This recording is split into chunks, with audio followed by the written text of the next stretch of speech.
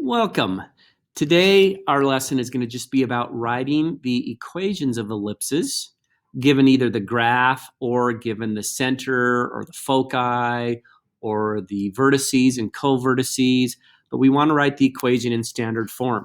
So to begin, let's refresh ourselves on what standard form is.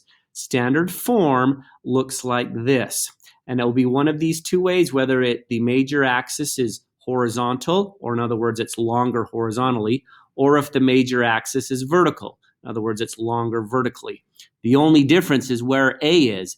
If it's opened horizontal, or if it's longer horizontally, the A will be underneath the x squared term.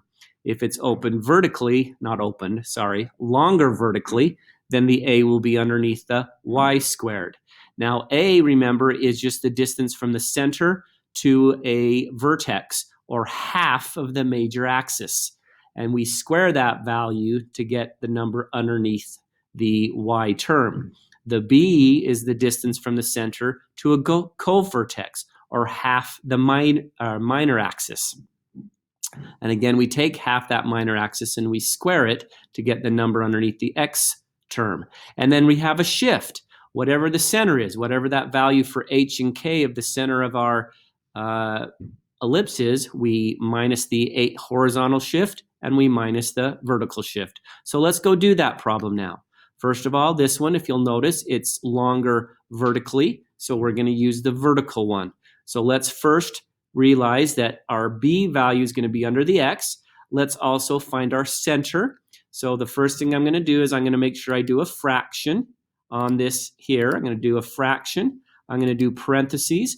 I'm going to do x, and then I'm going to minus off my x shift. My x shift to the center here is 4, or my x value of the center is 4, so I put a 4, and then I just square that.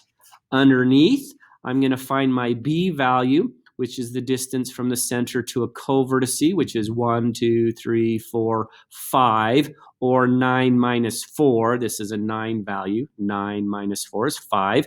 I take that 5 and I square it to get 25. Don't accidentally do 5, and don't type in 5 squared. Actually type in 25. Plus, now I'm going to do another fraction.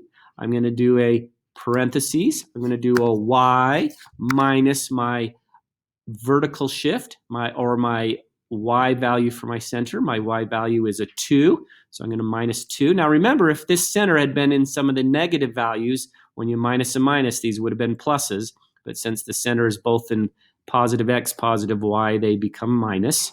Again, go outside, we square it. Now I'm going to find the distance from my center to my vertex, which again, I like to just do 8 minus 2, which is 6. Or you can count the squares if you want. And I take 6 and I square it and I type in 36. And then I hit equals, and it's always equal to 1. And I have typed in my equation in standard form. All I needed to do was find my distance from the center to a vertex, which is a, square it, put it underneath the y term since it's longer vertically. Find the distance from my center to my co-vertice, which was 5, square it, put it underneath my x term since it was shorter that way, and then minus off my horizontal shift from the x, minus off my vertical shift from the y, making sure that's in parentheses, squaring them, setting it equal to 1, and lo and behold, brilliant, we did it. Hopefully this is enough for you to do today's IXL lesson. If you have questions, please get on and ask, and we will answer your questions.